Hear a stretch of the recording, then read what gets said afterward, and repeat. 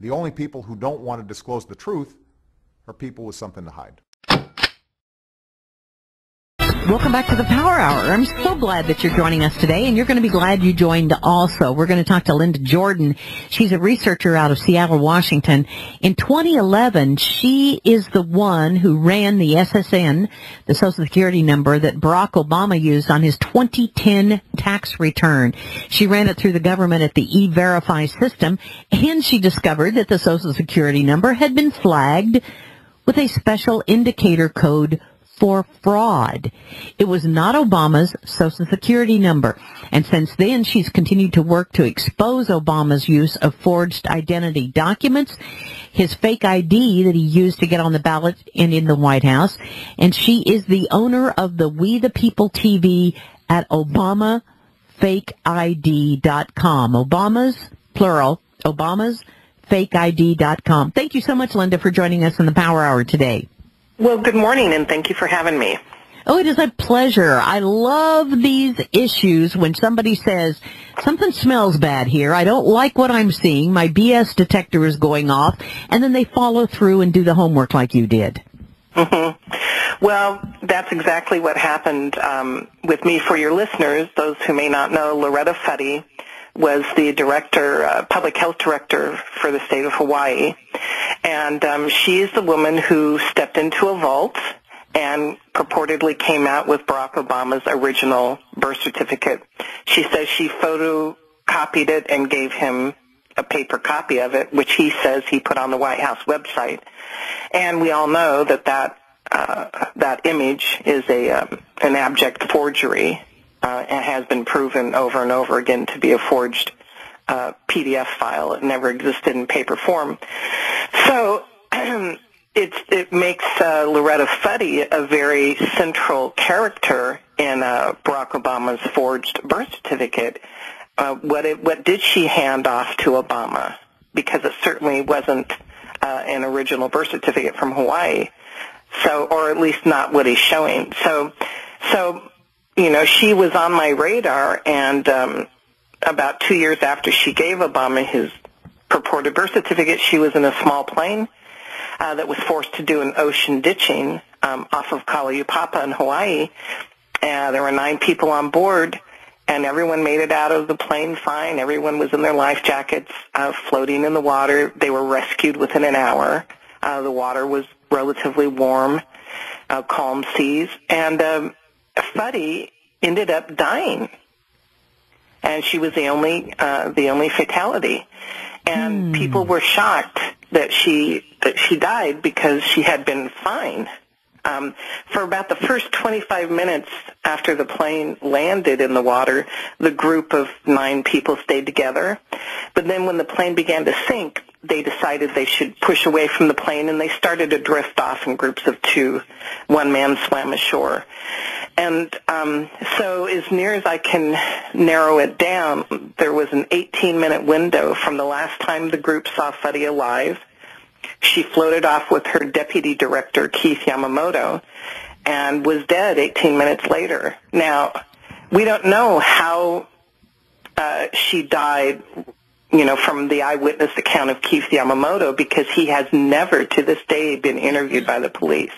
Interesting. So this was not a crash landing. This was a water landing.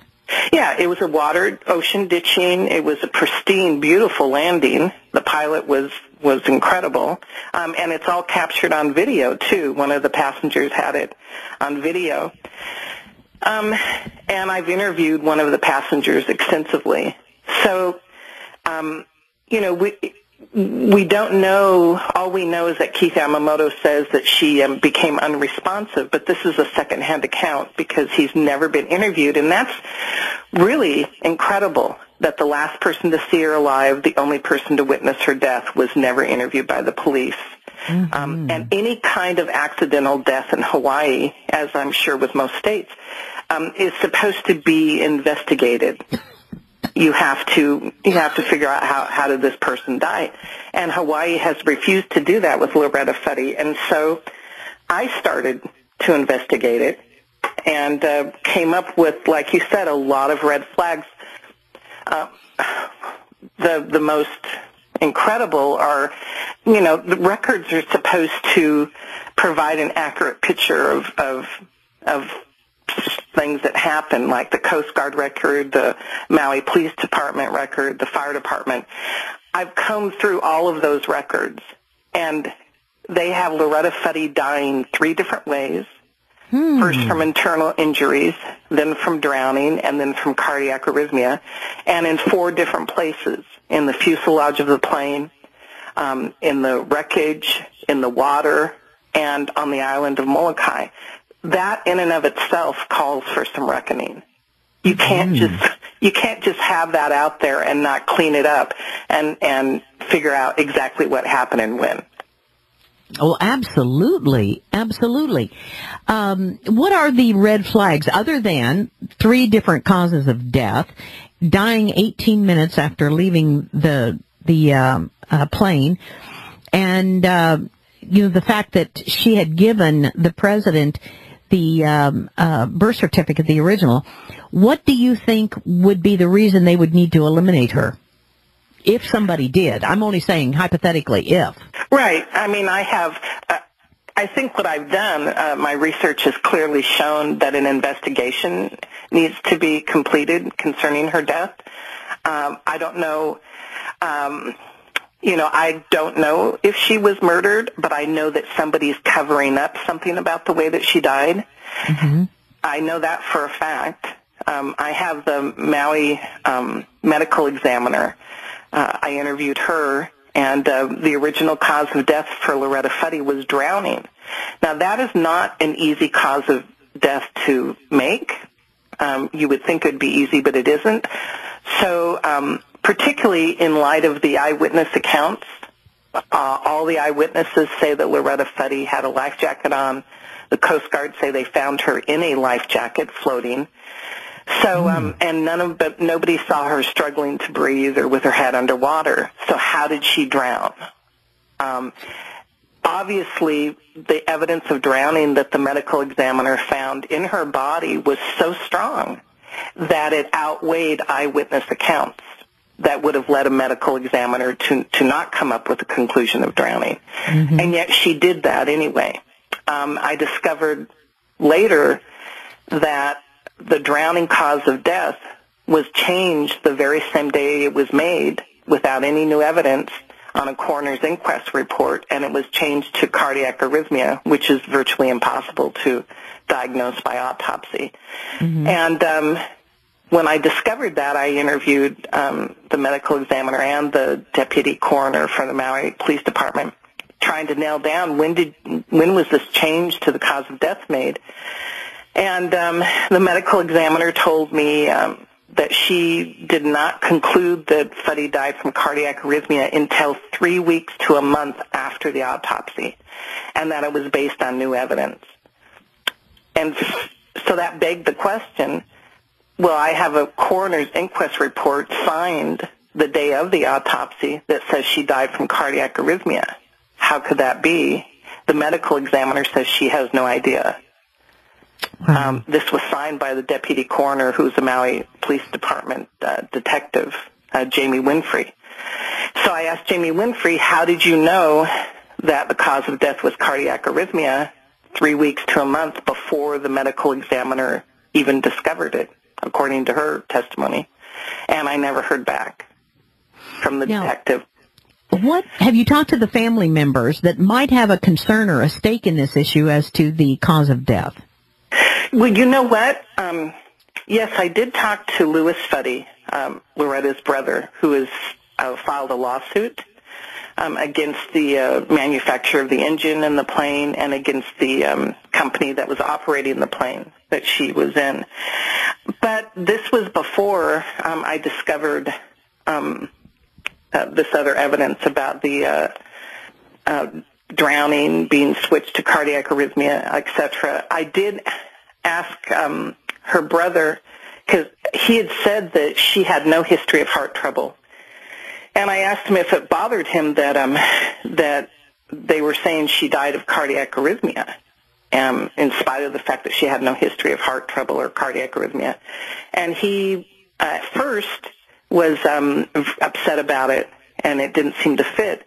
But then rather quickly he changed his tune, and he just said, well, airplane crashes are scary and anything can happen, and she just was very frightened or something. So, and then he filed a lawsuit. So I have not had a chance to touch base with him. Again, I have continued to stay in touch with one other passenger, and there just are so many things that need to be cleared up concerning her death, and it's very clear to me that her connection to Barack Obama's birth certificate absolutely has something to do with why it's not being looked at. Okay, well, let's look at the nexus of that then, because let's say she was killed. Let's say there was a homicide involved in her death. Mm-hmm. What would be the purpose after that had already been released to Obama? What would be the purpose in taking her life, do you think? Well, she was the only person to have seen the original birth certificate purportedly, and to have handed it off to Obama's lawyer. She had been named in an affidavit about 3 weeks before she died. A fellow had filed a case asking that she be brought before a grand jury and questioned about her involvement with the forged birth certificate. Oh, if any. I see. Okay, we got to go to this break. We got a 4-minute break. We'll be back with our guest, Linda Jordan, after this 4-minute break, and we'll give you all the websites. We'll go to the guest page at thepowerhour.com, and you can see the websites and contact information. We'll be back. 4 minutes. Stay tuned. Welcome back to the Power Hour. Thank you so very much for joining us. 24 minutes after the hour, wherever you're sitting. Thank you for being part of this today, and to Linda Jordan for the research that she has done on Obama's fraudulent Social Security card.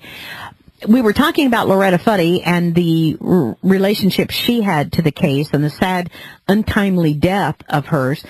Let's talk about the Social Security number itself, because you did a lot of research on this, finding out that even, as you told me during the break, he could not even get Obamacare because of a fraudulent Social Security number.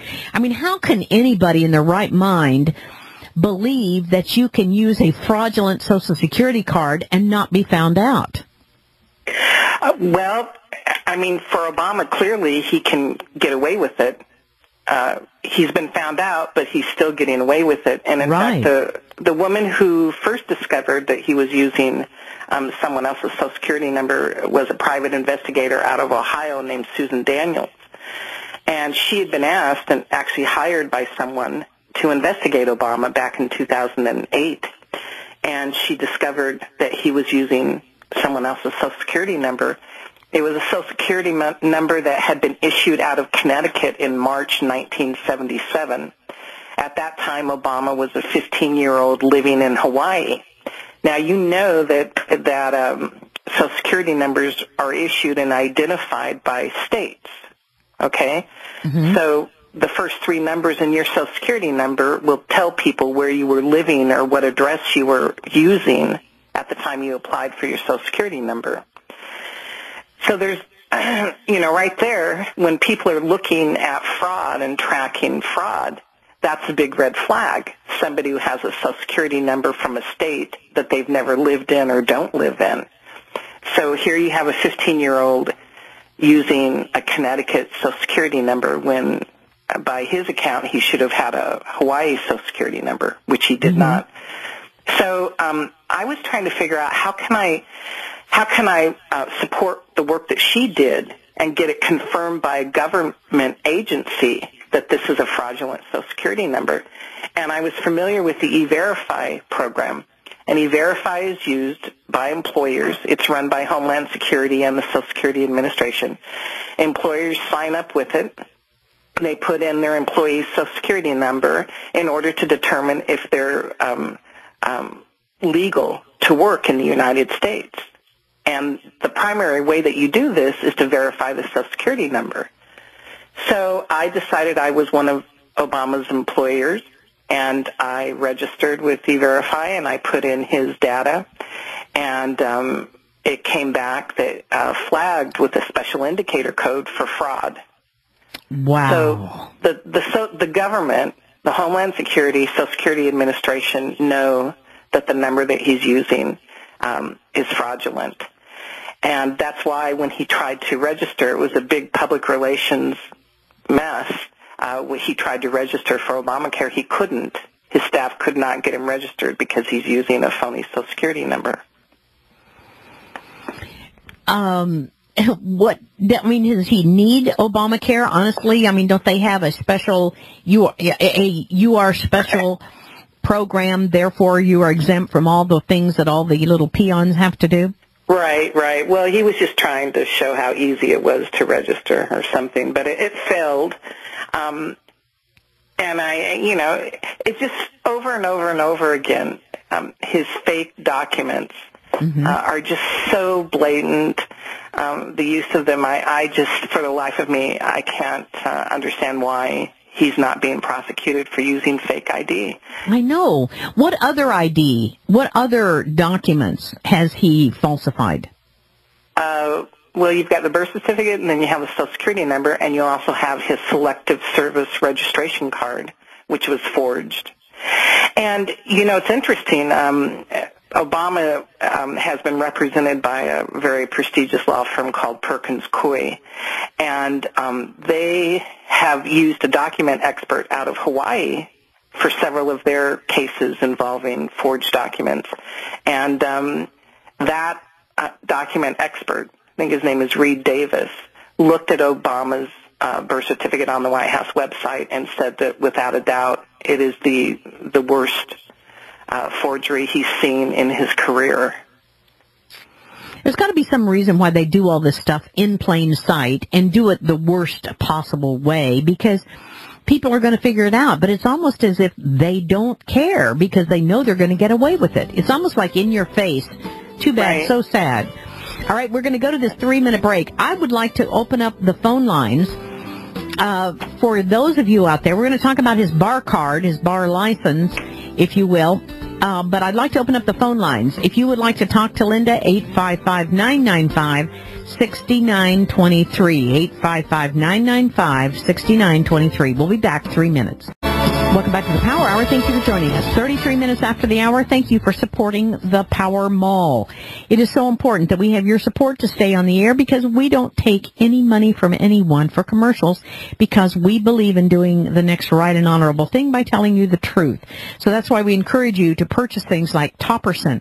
If you want a pain reliever that will actually heal that area, it's homeopathic. It's called Topperson, available at the Power Mall. Miracle 2 soap, the absolute best soap I have ever seen. I put my name there to support it, and I believe in it so very much. Miracle 2 is 20% off on the soap, the neutralizer, the laundry, and dryer balls, and they are absolutely excellent. Healing Spices, the book by Dr. Bhagarat Agarwal, on sale for $22.46. It's a hardback book. He is an MD Anderson professor. And boy, I'll tell you what, he is on it about curcumin. So remember the shipping special we've got only for this week, $10 for orders up to $500, free for orders over $500. We're talking to Linda Jordan today, but please give us a call at 877-817-9829 or 573-378-6049. Linda Jordan has done a tremendous amount of research on the subject of the Obamas. Now, I just saw where Michelle Obama went to Princeton University, graduated from Harvard Law School, married her beloved husband in about 1992, and had children, Malia in 98 and Natasha in 2001. Have you looked into their marriage and birth certificates, and do we know that they really did what they say they did? No, I haven't looked into those. I did look into their law license. They were purportedly both members of the Illinois State Bar Association. And you can go to the Supreme Court website in Illinois and look up their registration. before you take the bar exam, you have to register with the Supreme Court there. And so I did that. And it's interesting that, well, one, both of them have lost their law licenses. They can no longer practice. Now, have they lost them, or did they surrender them? They surrendered them. Okay. And I looking at the history of how they handle discipline in Illinois, it's kind of like surrender your license, or we're gonna penalize you somehow, or something's gonna happen. And so a lot of attorneys will just surrender their license rather than fight it. So, but it was interesting that on the forms that Obama purportedly filled out to take the bar exam, it asked point blank if you've ever been known by any other name, and he said no. And we all know that he was known by Barry Obama and Barry Soetoro for many years, and yet he said he hadn't been known by any other name. So it's just the only thing I know about Barack Obama is that he doesn't tell the truth. That's been proven. And I know that he's using fake ID. That's been proven. Nothing else that comes out of his mouth you always have to have purportedly in front of anything that he says, because he tells so many lies. He fabricates everything, his life story, his education, who he is. Everything's been fabricated. Have you contacted the FBI, Secret Service, any of the law enforcement organizations, and asked them for their response on this? Yes. Oh, yeah, many times. And what is their response? I contacted the latest one was the Hawaii Attorney General and the Maui County prosecuting attorney. I gave them my research on Loretta Fuddy's death, and I said that, this death has never been investigated. Even the Hawaii law requires you to do so. And the man who saw her die has never been interviewed. And that there's something wrong here. I gave them all the evidence, and they both responded very curtly and said that they'd talked to the Maui Police Department and they were satisfied with their answers and that they were not going to take it any further. Interesting. Really interesting. Okay, let me go to some calls here. We got a bunch of callers. Let's go to Annette in West Virginia first. Annette in West Virginia, you're on the air with Linda Jordan. Go ahead, please. Good morning. Do you have the birth certificate from British Protectorate of Kenya? It's certificate number 32018. No. Mm-mm. Well, I got that very early in 2008, and, I've got a copy, but I can't get it to you right away. Mm-hmm. Well, maybe you could mail it to her. That's my problem. I don't want to go into that right now. Mm-hmm. Okay, well, then that doesn't serve any purpose then, she doesn't have the... Yes, it does, because others have it. That's how I got it. Okay. I got it from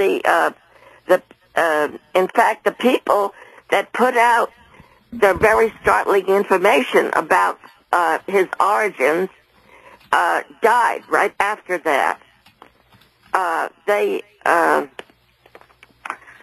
Oh gosh, because of my concussion, I'm in bed here, but I have his, the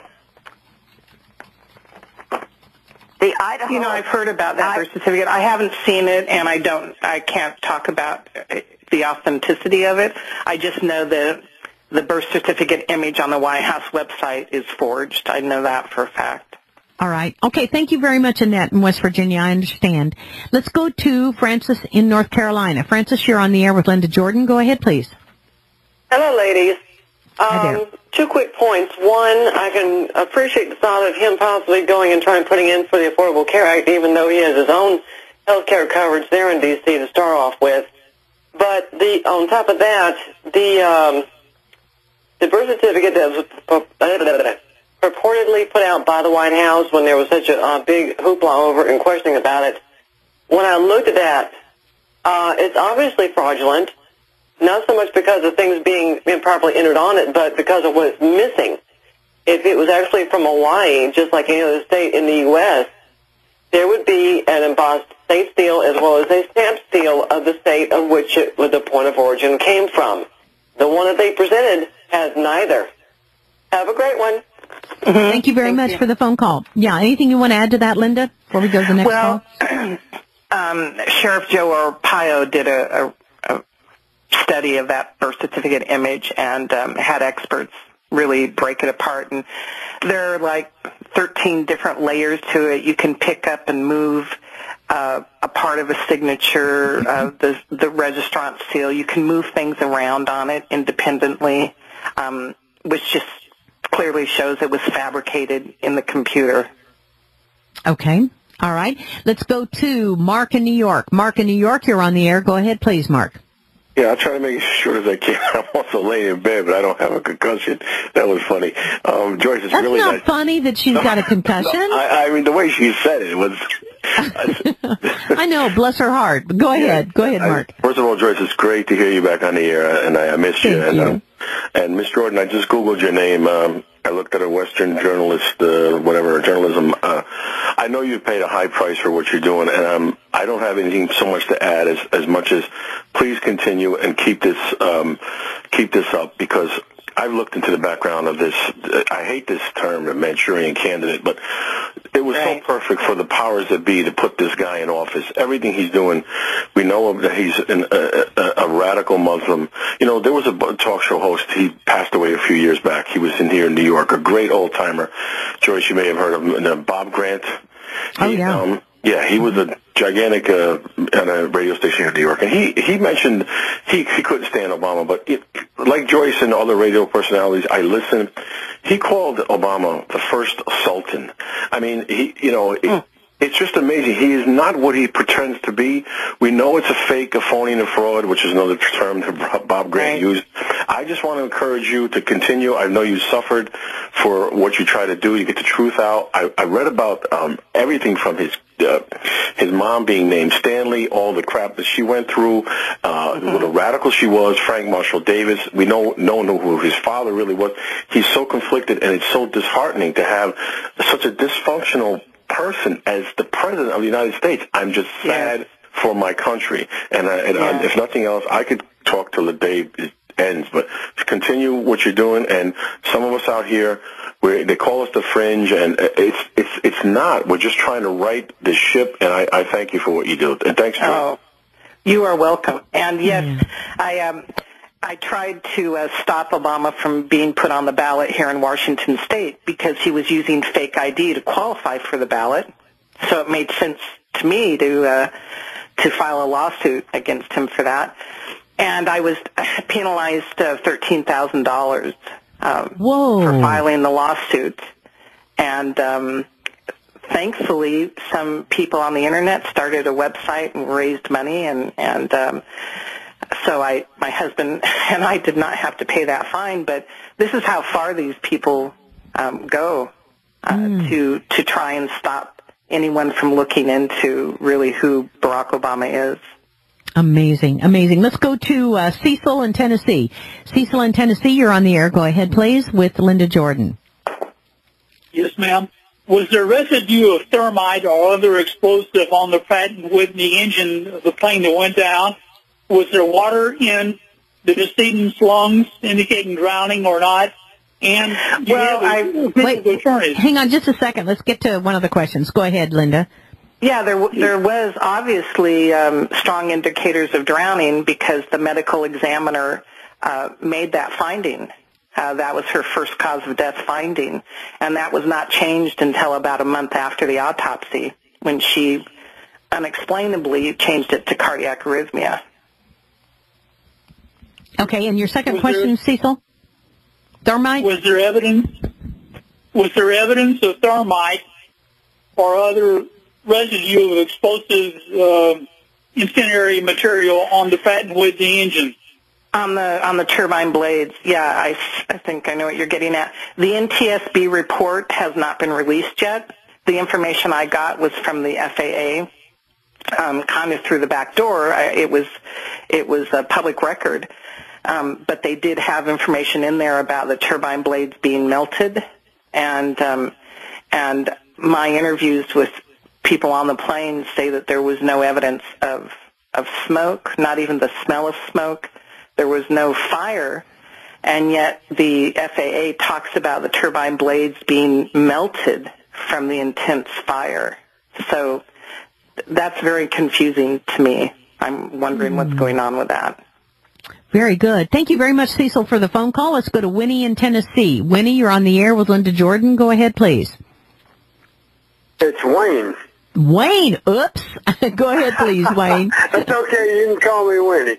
Listen, I really appreciate all the work you've done, and but I think the real question that we should be asking is why are our congressional representatives not asking these questions?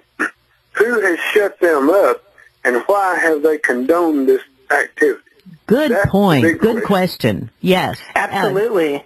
That's a question I've had for many years now, and it's very disheartening. It makes me feel like sometimes it makes me feel hopeless that this can happen, and people who have the responsibility to stop something like this from happening have done nothing. But, then I wake up and it's another day, and I just think, okay, it's up to we the people. Well, I have a second question for you. Do you fear, because you've obviously, you've been ruffling some feathers. Have you had any kind of threats or any kind of activity going on that is just around you? Well, I try not to think about that too much. I don't, I deliberately don't read a lot of comments or places I know where people are talking about me. My computer has been messed with quite a bit, so I'm always having to stay on top of that. And in fact, I think my website is down right now. It's being worked on, in case your listeners are trying to go there. But, I don't think about it. I know that something bad happened to Loretta Fetty. I don't know if Barack Obama had anything to do with it. That's my suspicion, but I can't say for sure unless there's a full investigation by people who are trained to do that. I just think I've raised enough evidence and facts to warrant an investigation.